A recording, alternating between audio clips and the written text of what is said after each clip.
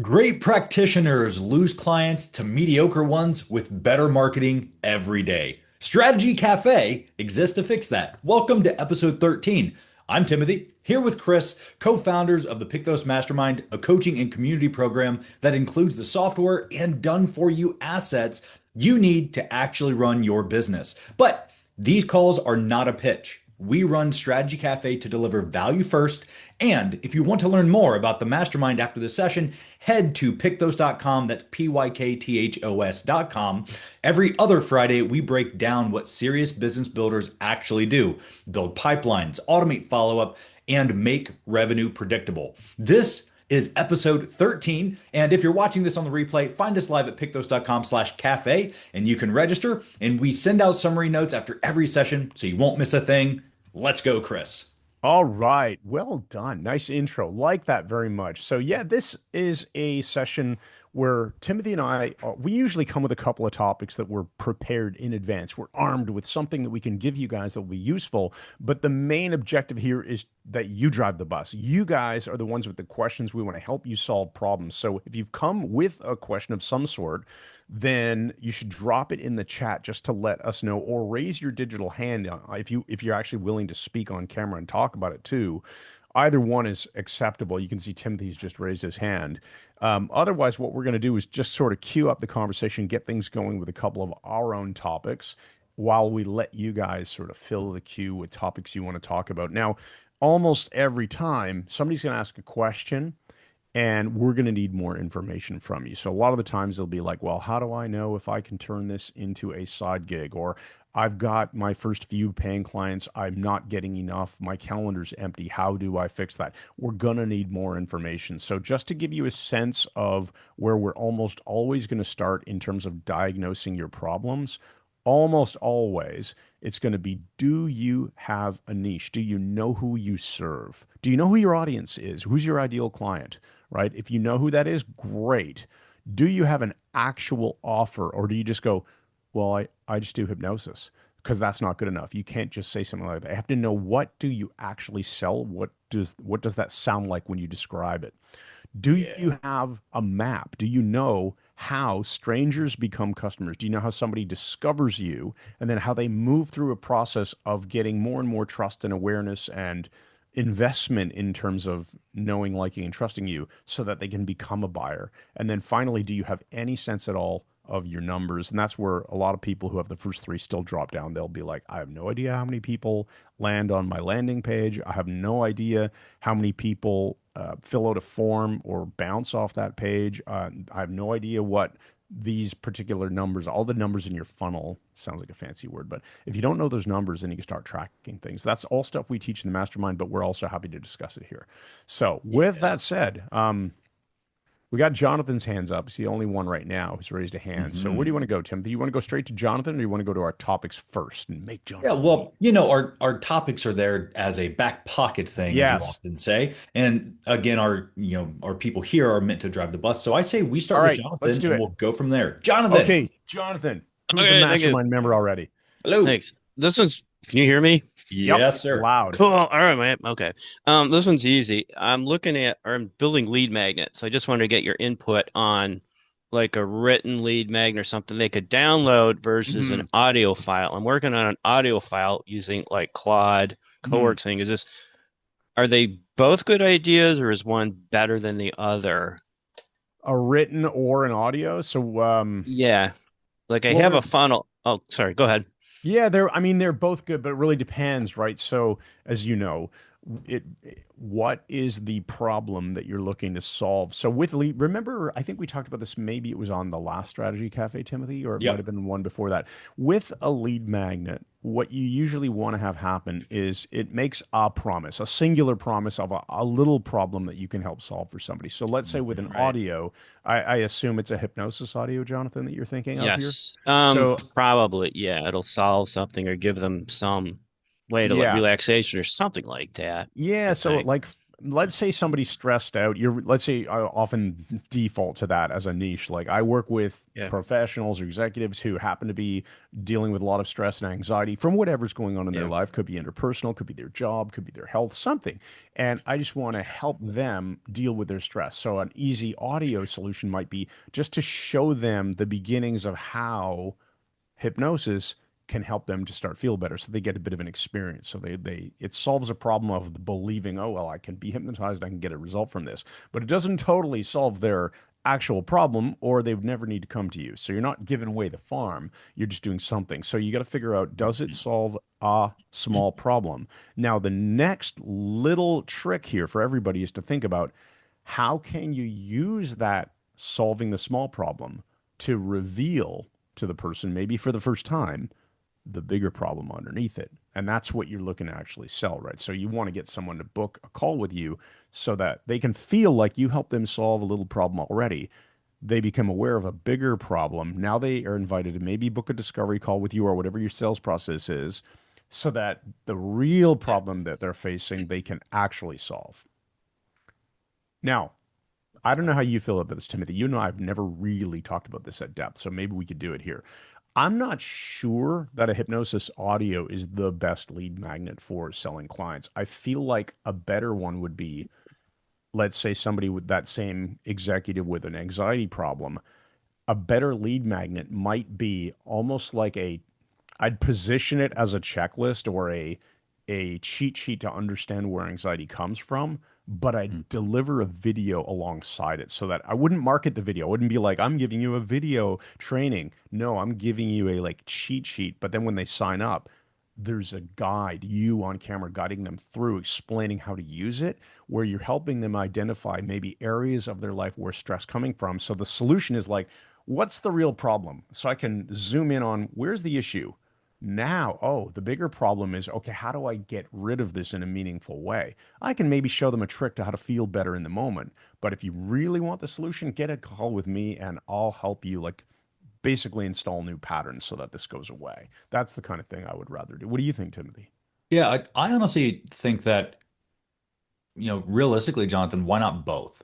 Because Hmm. I do think that there is an opportunity, and really it's for everybody. Only having one lead magnet, I think, is probably not a good idea in today's modern day and age.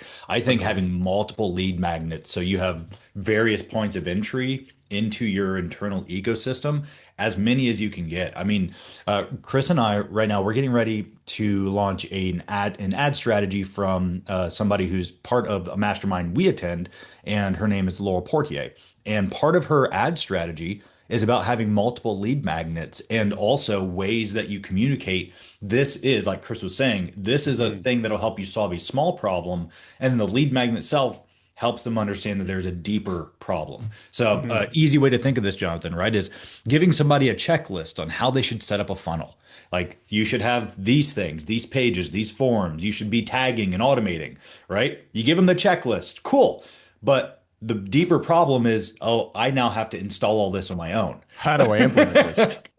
Yeah, just to be clear, so Timothy's metaphor is for like how we might do it in the Pykthos Right. business. If you're a hypnosis practitioner, you're not going to explain how to run automations to people. No, no, But no, yeah, like no, if we were but to give that's you us. guys, yeah, if we gave you a checklist and said, hey, here are all the components of a really simple automated system, the bigger problem it would unveil is, how do I freaking implement this? How do I actually get it done? Oh, well, we've got Yeah. a mastermind with the software that can help you get it done. That would be like the pitch. So, what's the equivalent for you? And I totally agree with you, Timothy. Multiple lead magnets, just thinking what's the easiest to start with. Start with something you know you can execute on fast, Jonathan, and Yeah. everybody. But yeah, for sure, don't limit yourself to a singular lead magnet. Think outside the box. What are the little problems you can solve? Build lead magnets for all of them over time. Just Yeah. slowly but surely, just keep adding to your arsenal. Yep. Okay. And so in this case for you, Jonathan, right? Let's say you had some type of PDF checklist or some guide that you want to send people. Well, I'm just going to say, let's say it's stop smoking, right? This is easy. You send them the checklist. These are the top 10 ways to reduce stress so you don't have a craving. Cool. This just helps them overcome the craving, but it doesn't help them become a non-smoker. So then they might reach out and say, I love this checklist, but like, do you have anything that could just maybe help me get over the hump? And you go, okay, cool. Here's now an audio. This audio is not going to help you stop smoking, but it'll help you relax enough so you can get through the day. Quick 10-minute stress relief. Now, Mm. though, if they want to become a non-smoker, guess what? They reach out to you. So Oh that's how yeah. you can get your lead magnets to solve one small problem, and then you just keep using the next lead magnet and the next one until eventually Hmm. buy. Hmm.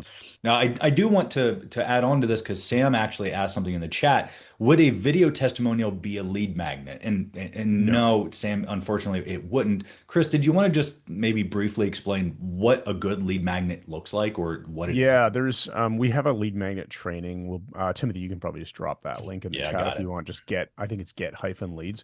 The Yep.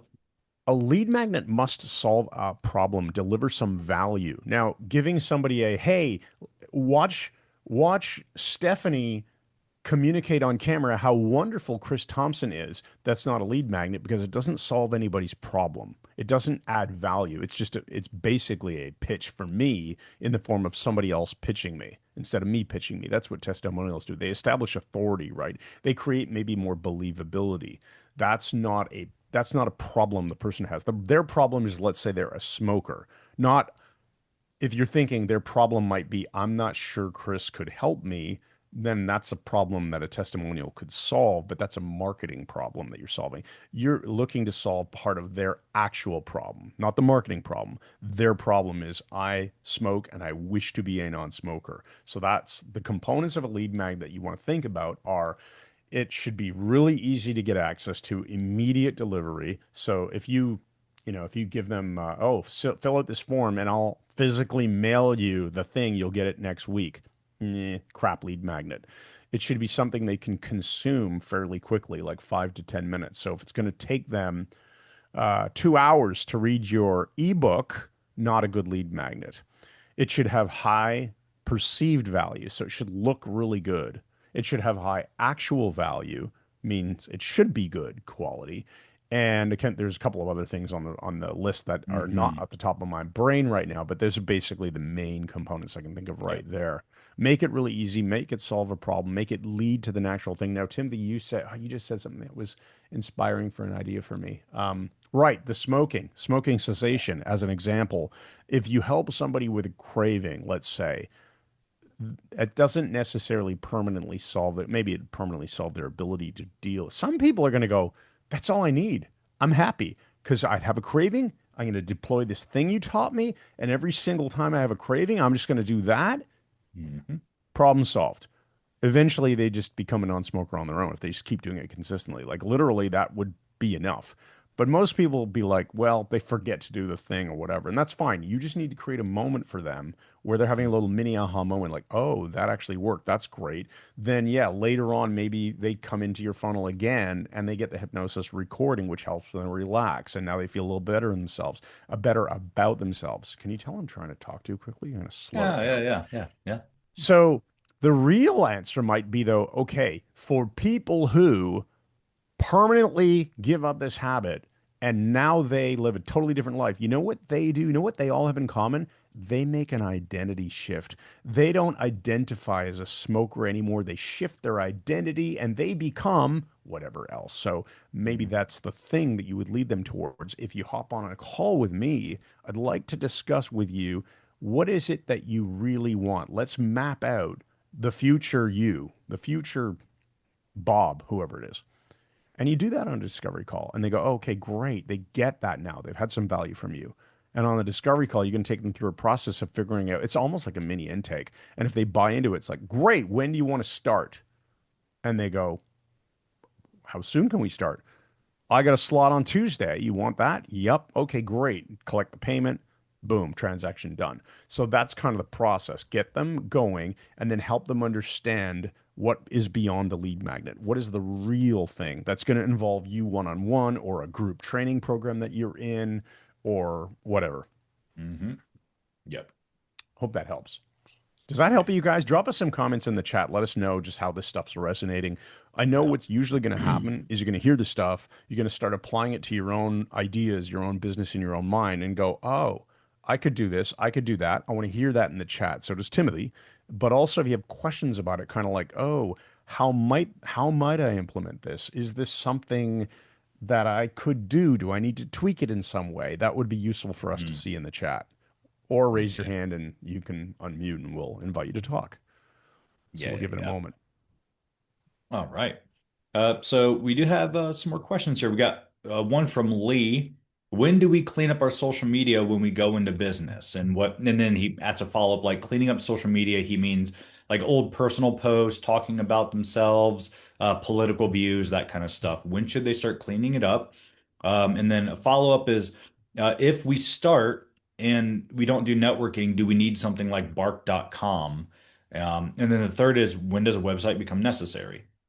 Oh, Okay. these are good ones. Okay. Well, let's go with the first. That I'm just going to go in order because I do see the when does a website become necessary. And I remember actually a conversation about this on Facebook. I think it was. I think it was something Jason Lynette posted, and or maybe Lee asked the question, and I saw him answer it. And I totally agreed with the answer, by the way, that a website is necessary, but it isn't the first thing you have to do. So a website, if you think of it, a website, it's basically just like your your digital place that Billboard. people can learn Yeah. about you. Web meaning interconnected series of pages. It's not a linear funnel with a step by step start at this page, fill out this form, get to this next page. You're not guiding people through a funnel. A web page is more like about Lee and Lee's background. And usually on the home page, you're going to have at least a primary, if not a secondary call to action. The generally the first and second things that you might want people to consider doing to start a journey with you, learning some information about you.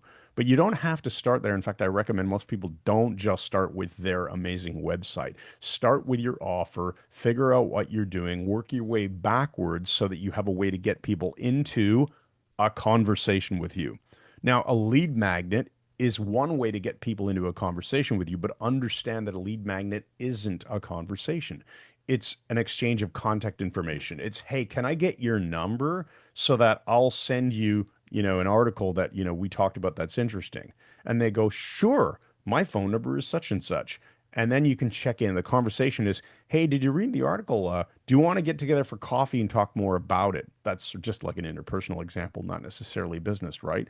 Um, or you meet somebody you think might be interested in romantically, and it's like, hey, want to exchange numbers? Oh, you're interested in this band, so am I. Maybe we can go check out a concert together sometime. Cool. Now that's just an exchange of information. The real conversation is the text message, just like, hey, Honeymoon Suites in town. I'm just picking them because they're an 80s band that's Canadian, I think. They're awesome. Would you want to go see them together? This is the beginning of a conversation. Now, lead magnet, contact information. Conversation, that's the actual thing you really want to have Mhm. happen. And you don't need a website for that. But when you're ready, like if you find yourself kind of idle, you should make the website. So when do you do it? As long as you've got some basic structure in place to funnel brand new people awareness, learning about you, engaging with your content, subscribing to you somehow, exchanging contact information so you can have a conversation Mhm. going. Build that first.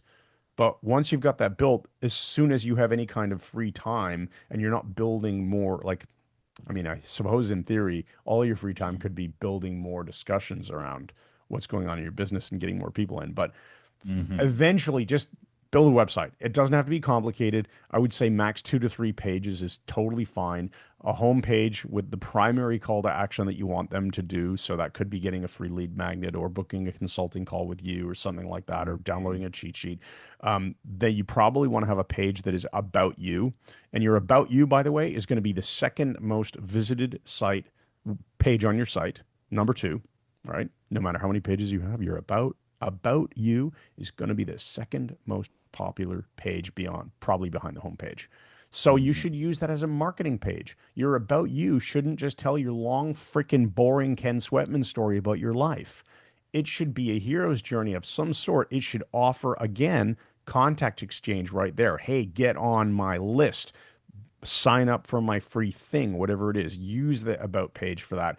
Third thing could be either like testimonials, case studies, or you might have a page that's about the different types of things that you work with. So Mhm. you don't have to be niched on your website so much. Your funnels and your messaging will speak to niches, but you can still have a page that says, "Hey, I work with people for primarily weight loss, anxiety, and habit change," or something like that, if you want.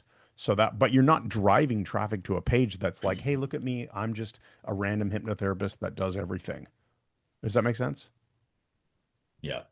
Yeah, I do think too, when it comes to the necessity of a website, like Chris was saying, that when I first started, I didn't have a website at all.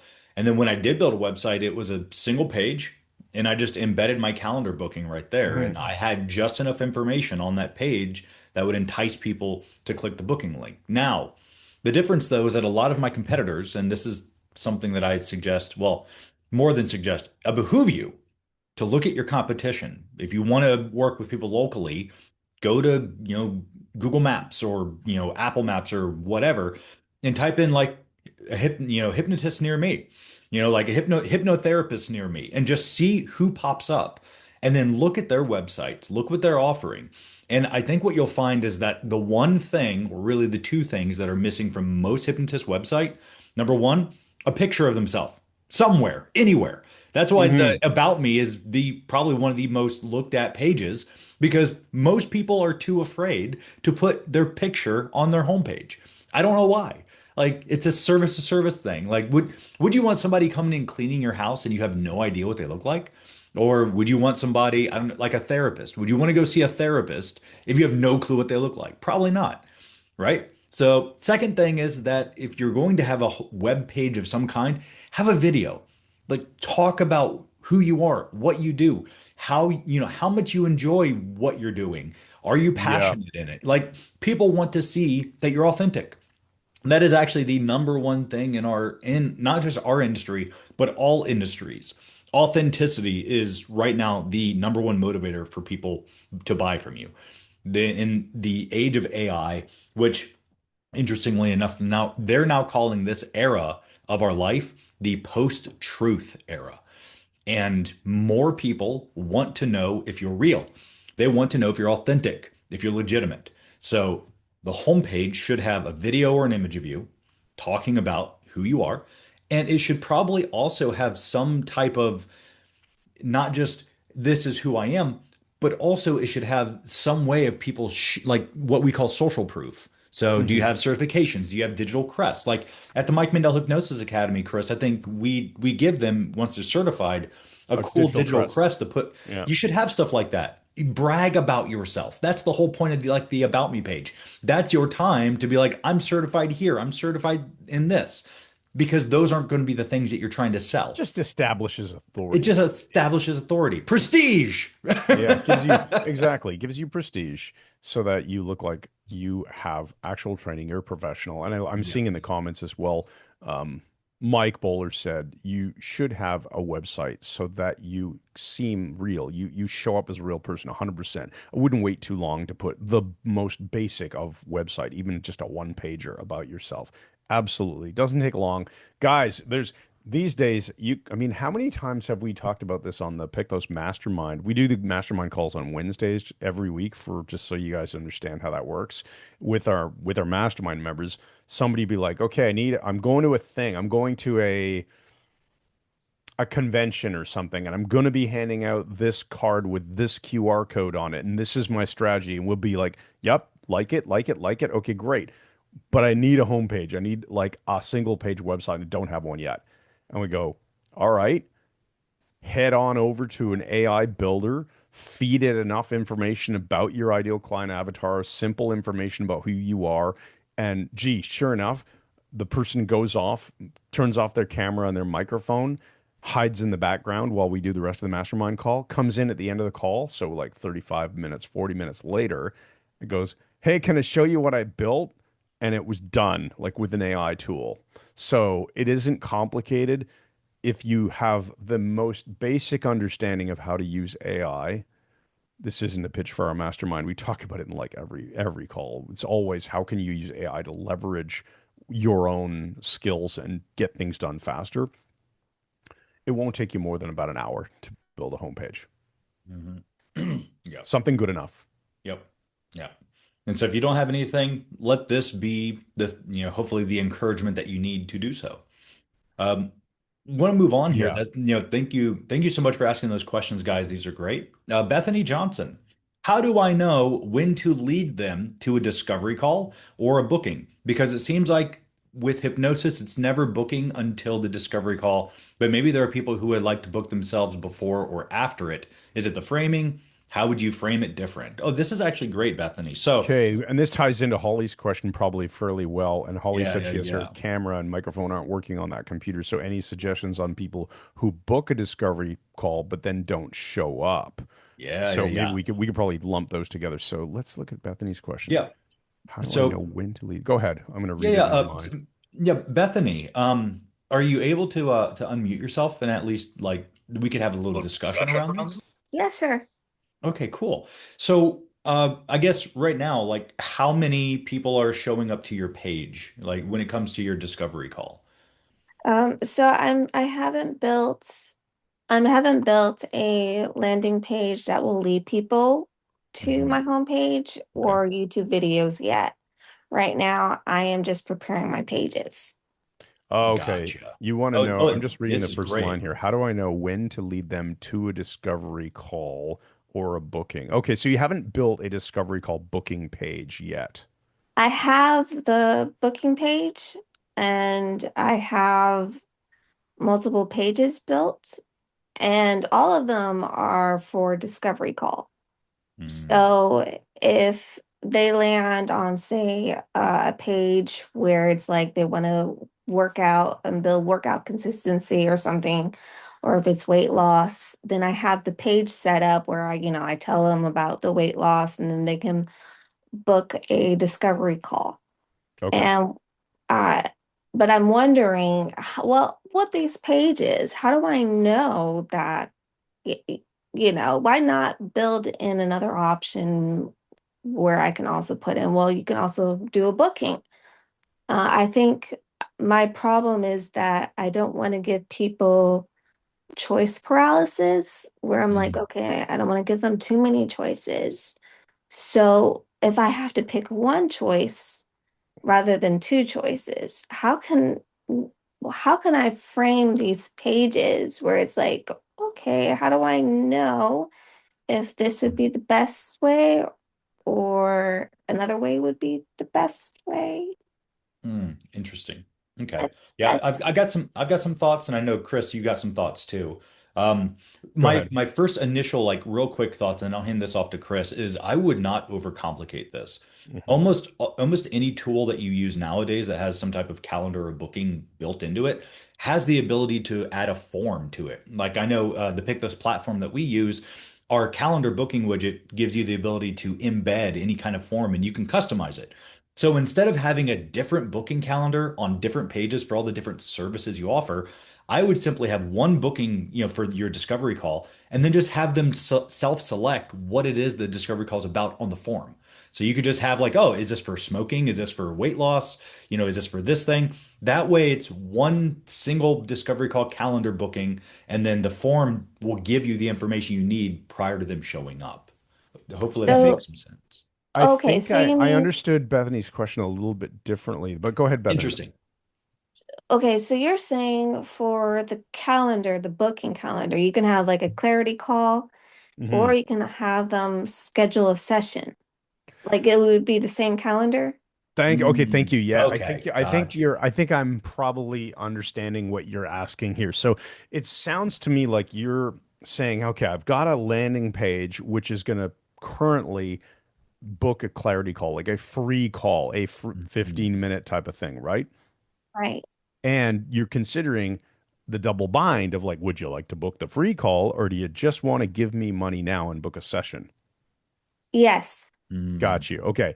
And for your discovery calls, just to back up a step before you introduce the possible second option, it sounds like let's say it's always in the health and wellness weight loss type of vein. Maybe you have a YouTube video that talks about healthy eating that would lead to a discovery call that sort of used the dietary making habit changes about what's in your fridge and how you prepare meals, that kind of angle would you like to do a discovery call versus, let's say, something more exercise focused, the discovery call, the languaging would be a little bit more about using hypnosis or whatever the change modality is to build in that motivation to do strength training, et cetera, et cetera. Is that sort of the idea of the multiple landing pages? Yeah. Yeah. I guess it's like you were just framing it. Like one sounded like it would be more useful for uh, a booking, like a booking a session, and Hmm. the other one sounded more like a discovery call. Yeah. Um, Okay, so then I guess we get down to a couple of key things here from my mind, and I'll Mhm. turn it back to you, Timothy, and Bethany. You can chime in anytime. I think whether you're offering a free clarity call or let's say maybe you're calling it a planning call or something around like let's design what your ideal you looks like. No commitment. You hop on Zoom with me, we chat, we figure out if we're a good fit together, and we design what would be the ultimate plan that I can help you install.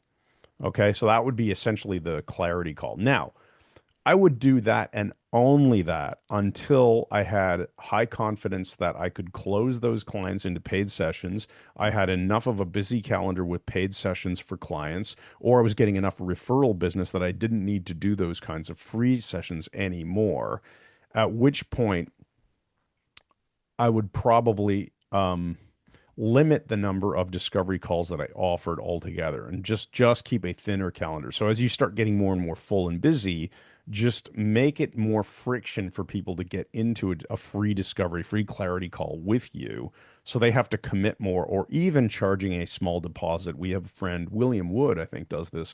He doesn't do any free calls. I think he charges a nominal fee, something like Yep. 25 bucks, Yep. and it's non-refundable. But if you do end up booking with him, that 25 is credited towards the package. So it's like a trivial amount of money, but it gets rid of the tire kickers, which maybe nicely ties into Holly's question about Mhm. possible, like, how do you eliminate no shows? There's a lot of things you can do, including add more friction to it. So asking for more information from them, make it more difficult to book with you in some way, or add a small price tag to it. Of course, there's mechanical things around reminders and SMS. Like there's technology you can use to make sure that they have the link convenient. But you need, like, generally, it's either they didn't know where to go or they weren't sure they really wanted to show up. So I'm trying to answer Holly's question here and also give value to Bethany with Mhm. her question. How does that land for you guys? that's really good. I think that helps. Yeah. So do discovery calls until, you start getting overbooked for sessions. Hmm. Mhm. And once you get a lot of session bookings, then you can either start charging for the free calls or you can just limit how many you take. Yeah. Yeah.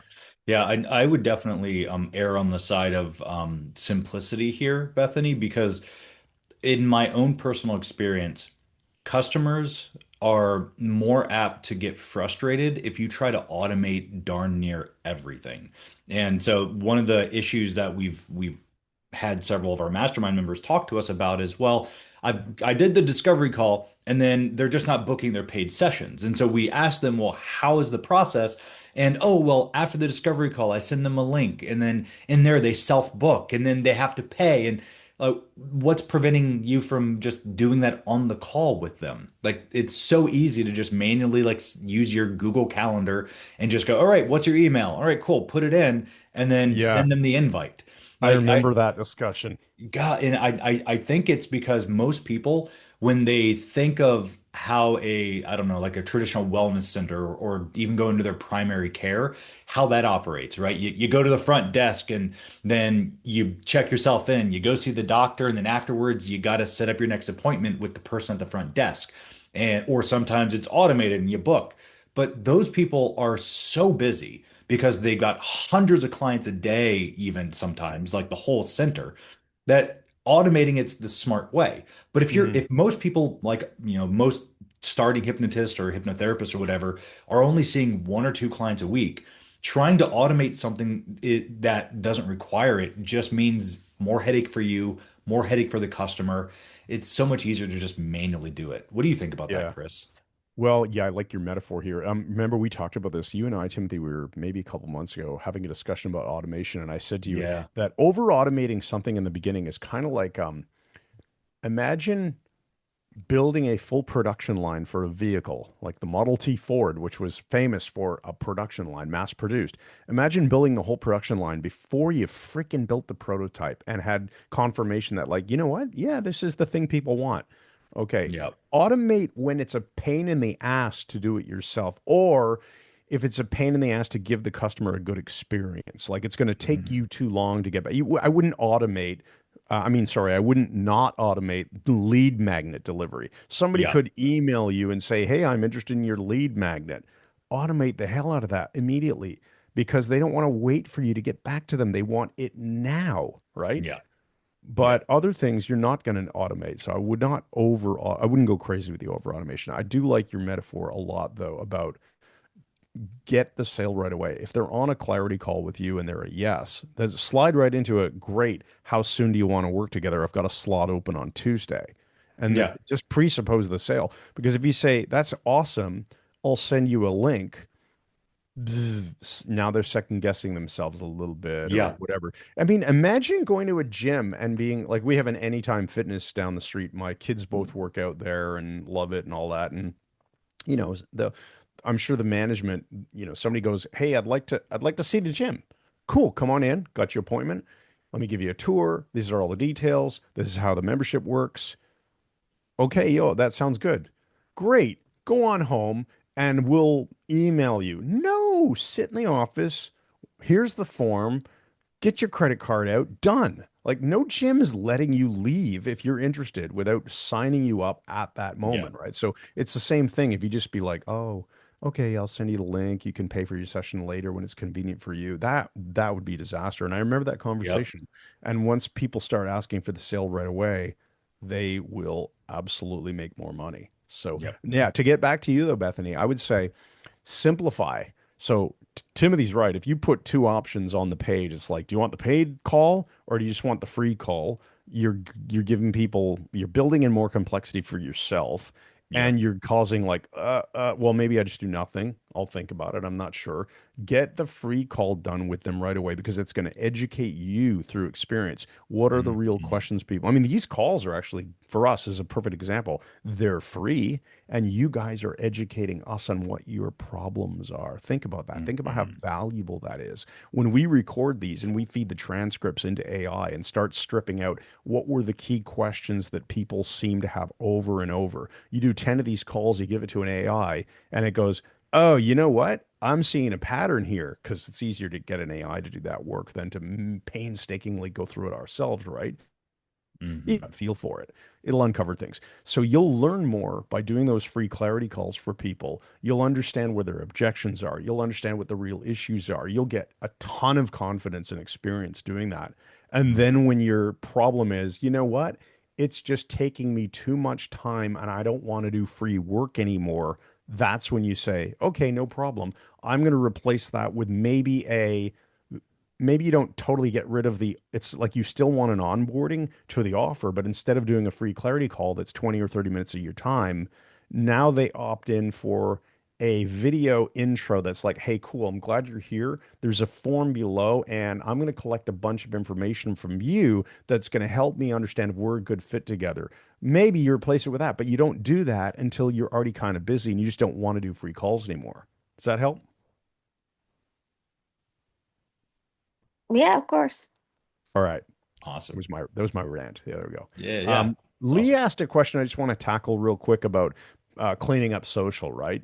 So Mm. if you're planning on using your personal Facebook account, let's say, or any social account for business purposes, just do a quick scrub through and would I be embarrassed by this or would this turn anybody off? So if you have overly political posts, I think you mentioned that in the past, like, should I clean that stuff up?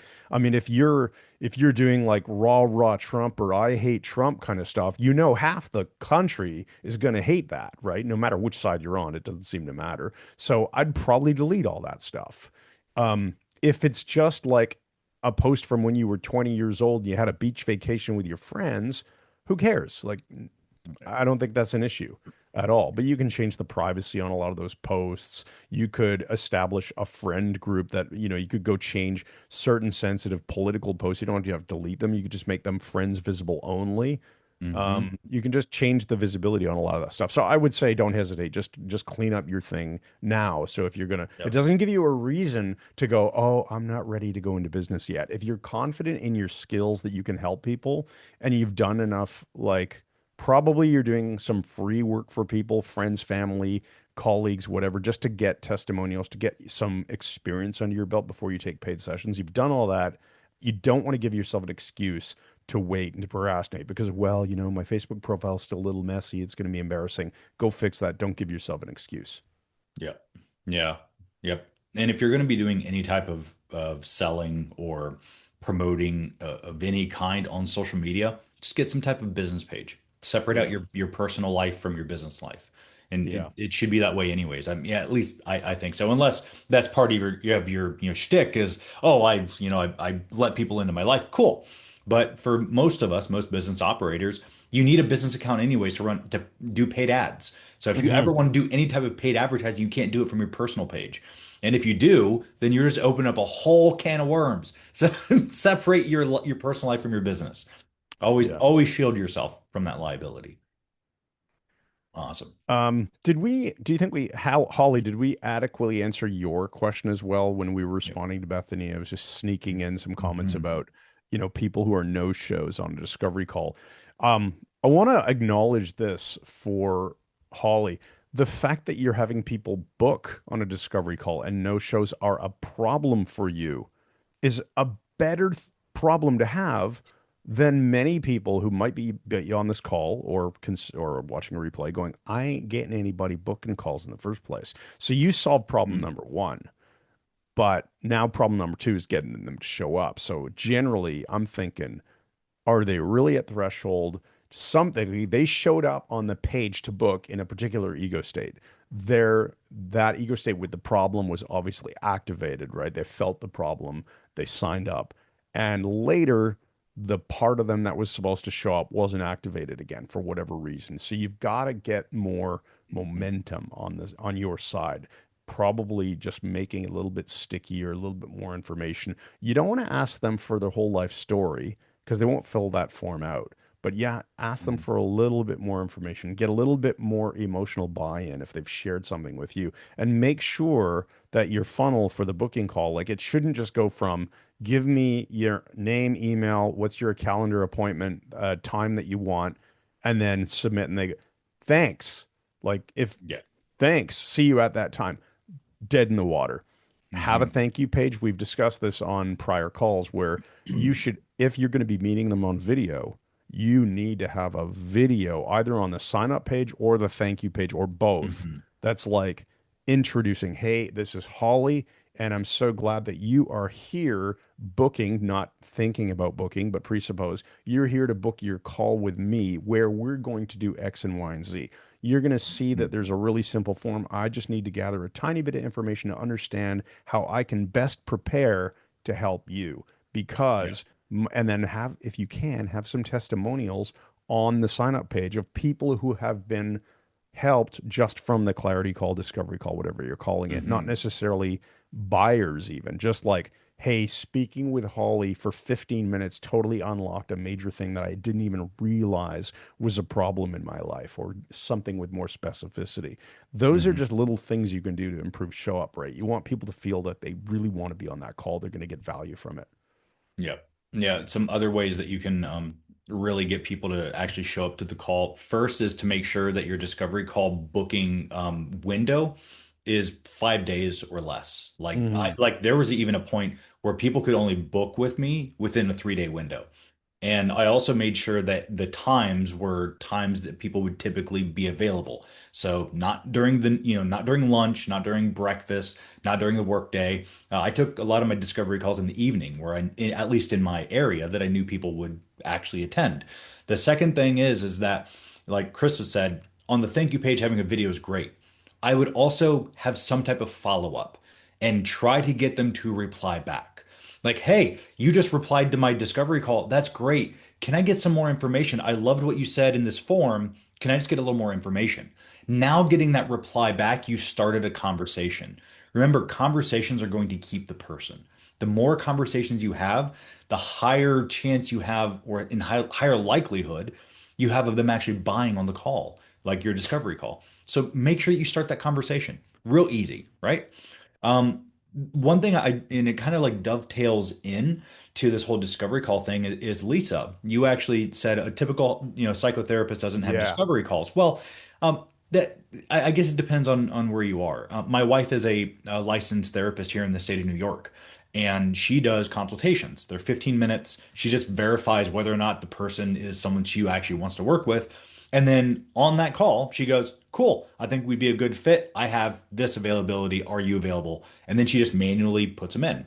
Yeah. Did you want to say anything more about that? Because I know you raised your hand earlier, Lisa. So I want to make sure that you have an opportunity to ask your question too. Oh, thank you. Yes. Mm, I think I'm still in that window of everyone else. I have a great website, but it's too much information. Mm, It's like I do everything.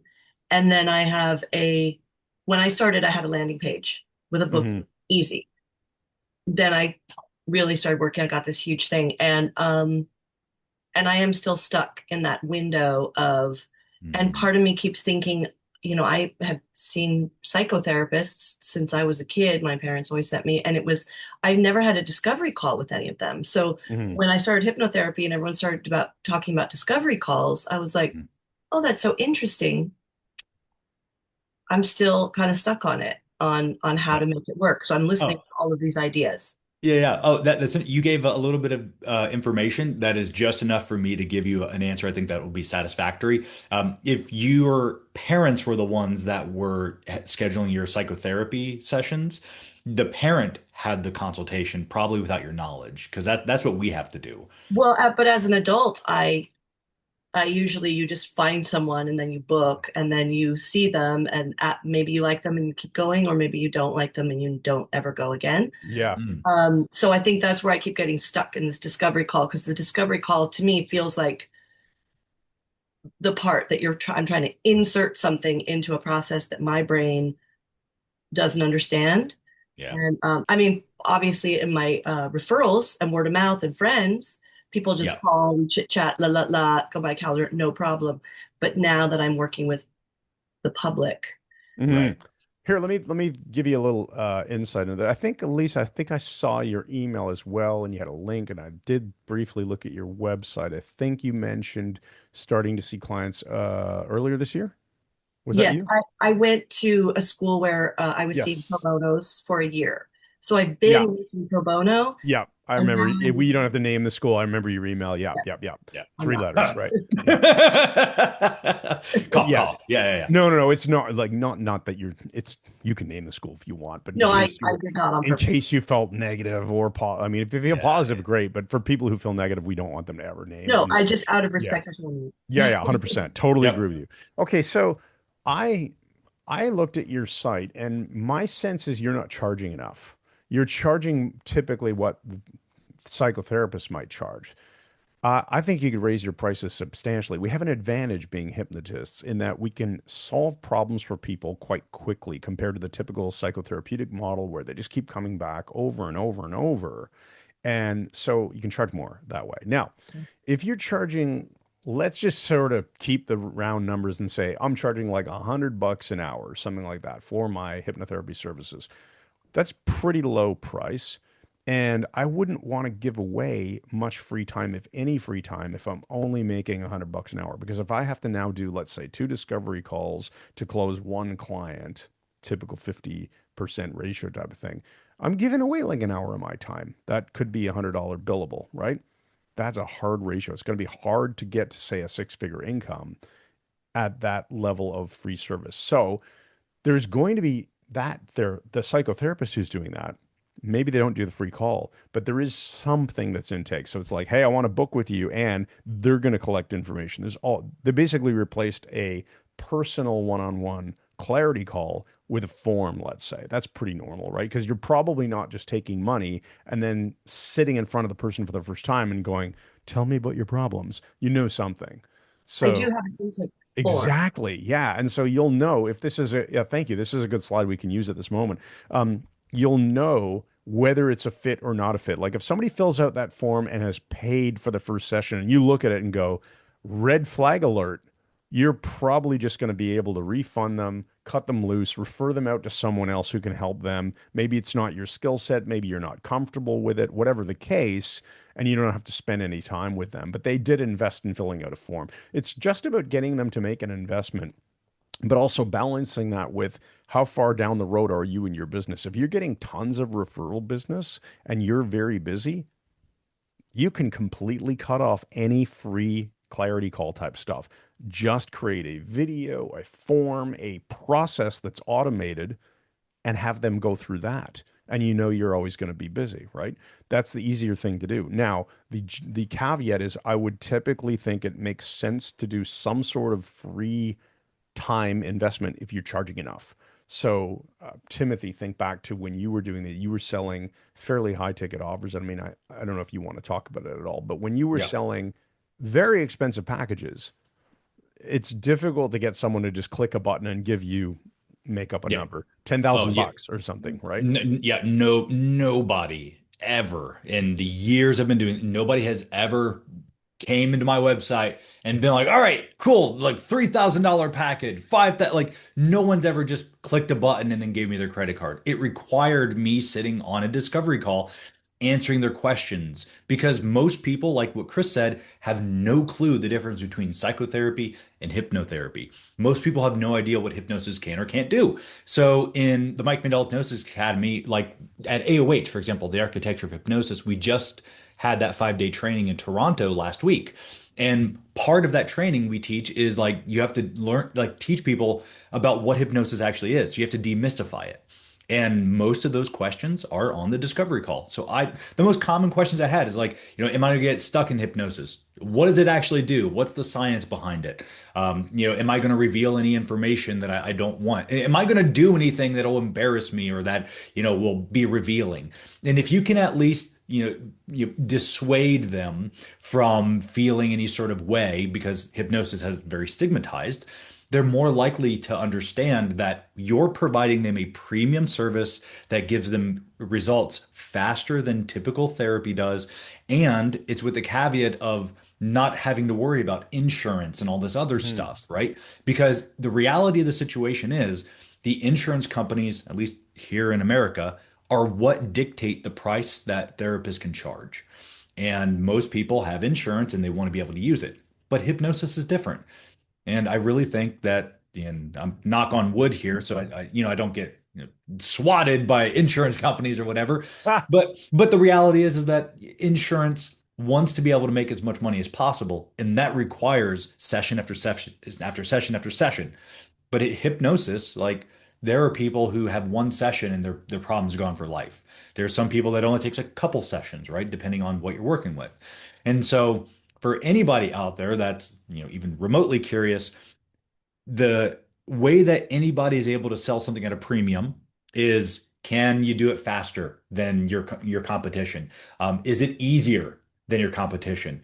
mhm. Does what you're providing actually give the result, quicker than if I had to, wait or whatever. So convenience is always going to trump, longevity for if you can think of stuff in our industry. Yeah. Any thoughts around that, Chris?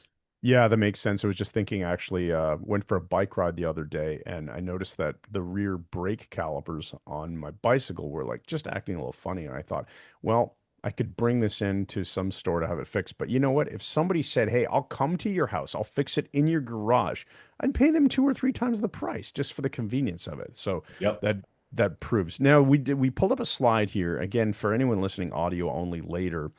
This isn't going to show, so we'll walk you through it. The typical math of a practitioner who wants to make, let's say, 10,000 bucks a month. If you want to generate 10,000 bucks, which would be 120K of revenue, which is pretty decent for a lot of people, you'd be very happy with that. Um, if you were going to sell packages at around 1,500 bucks a pop, right? So a package of hypnosis sessions. And I know most people who are doing the hourly pricing, this would be not common for a hypnotherapist, sorry, a psychotherapist. Generally, charging 100, 150 an hour, something like that. But if you're going to be a hypnotherapist and you're going to help people make radical change, like in the comments, Chrissy mentioned being a typical therapist for over 30 years, no discovery calls, never did that, always just got referral business, great. But she's considering doing discovery calls for a weight loss program. So if you were going to put together a one-on-one weight loss program coaching package that is going to involve some like put together all the things you have in your schema. You're not just doing hypnosis, let's say. You also know a lot about these other topics and you put them all together and you do a full package for someone. Okay, personalized weight loss package. It's $1,500. It involves 4 hypnotherapy sessions that I do with you and whatever else. Maybe you have video programs. Maybe you have one-on-one Voxer availability to answer coaching questions to the person. You can figure out how to make the offer appealing, which is different than saying, I sell a session. No, sell a freaking transformation, guys. That's how you get from charging $100 an hour for a session to 1,500 plus for a transformation experience. All right. Yep. So you want to make 10 grand a month, you need to sell, say, 7 packages at $1,500. That gets you 10,500. So we're using round numbers here. Now, let's say in order to do that, your discovery call close rate, because it's a more expensive thing. So you're going to offer a quick, hey, let's book a 30-minute call. Let's make sure this is a good fit together. Stop doing that when you don't need to anymore. But in the beginning, you're going to need to do that. So that's the model. Let's say 50% close rate, you need to book 14 discovery calls in a month. Let's say to get 14 discovery calls booked, you need to initiate maybe 100 conversations. It's about a 7-to-1 ratio. 7 conversations doesn't mean phone calls necessarily. It can be somebody DM'd you, somebody commented on your Facebook ad and you DM'd them and said, hey, I saw your comment. I'd love to answer your questions. What's your number one question that you want to ask? It could be a live chat bot that starts a conversation and passes it off to a human, which we're now doing on the Mike Mandel Hypnosis website, which is really cool. It could be anything. It could be, invite you to text me your question and I will answer you from my cell phone. Just text me what your number one question is. If you can get the conversation started, then you can move a certain number of those people over to a discovery call. So let's say you need to do 100 conversations a month. That's only like 3-ish a day, right? So if you can start 3 conversations a day with somebody new, Yep. you can make 10 grand a month. That's basically Yep. how this works. Yep. Yeah, that's literally how I went to 6 figures, is just having a conversation every day. And whether it's outbound reach, meaning that you're messaging people, or inbound reach, meaning they're messaging you, either way, the conversations is where it's at. And I agree 100% with Chris when it comes to selling the transformation. There's a difference between having somebody sign up for your hypnosis, package or whatever, and they want to stop smoking. That's pretty simple.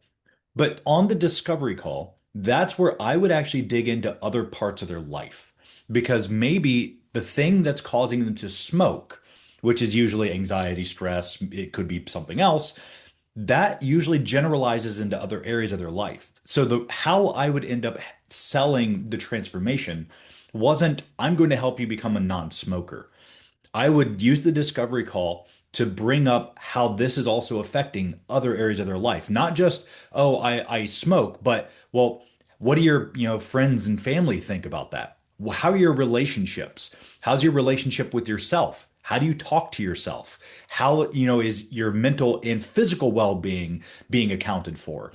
What are your finances? What does that look like? Because you spend so much money. And sure, that's like maybe the typical like stop smoking, promise that a lot of people have is, oh, you'll save all this money, blah, blah, blah. But they never actually address it.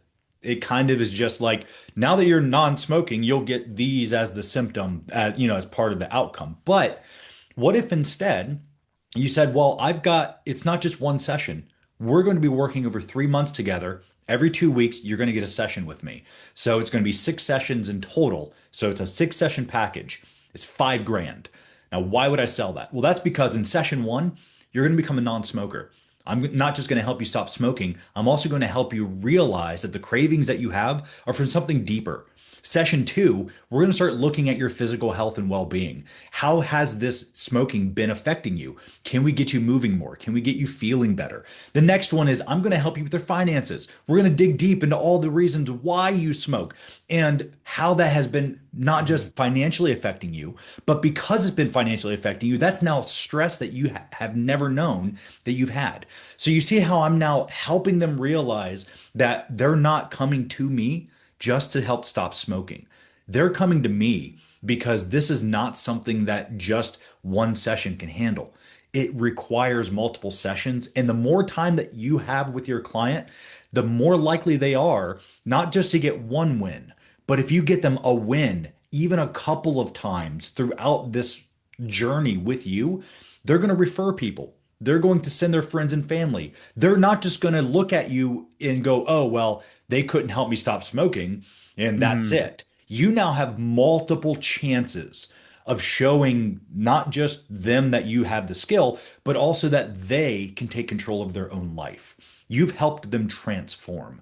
That time frame is the one thing that I think is absolutely missing from everybody's hypnosis practice is they think I just have to show up, I do this one session and that's it, and I never talk to the person again. Sure, but how much more gratifying would it be that, oh, I didn't just help this person stop smoking. They got their finances back on track. They started dating again. They lost Mhm. 50 pounds. They look healthier than they've ever have. Their mental well-being is now, being taken accounted for. They talk to themselves better. Do you hear how much better that sounds than they're a non-smoker? And that's because of the help that you gave them. That's what hypnosis is capable of doing. You can transform somebody's life. They can become the person they've always wanted to be. And you did it in 6 sessions, not 5 years of therapy. So Bingo. yeah. That was hopefully that, great. yeah, hopefully that helps. All Cool. right, I'm just looking at the chat and nothing else is in there right now and no hands are up. So I'm going to make a proposal here that we wrap it up, but Timothy and I will stay, we'll stop the recording and we'll stay on for anyone who would like to talk about the Pykthos Mastermind because we always promise Strategy Cafe is not a pitch for this for the Pykthos Mastermind.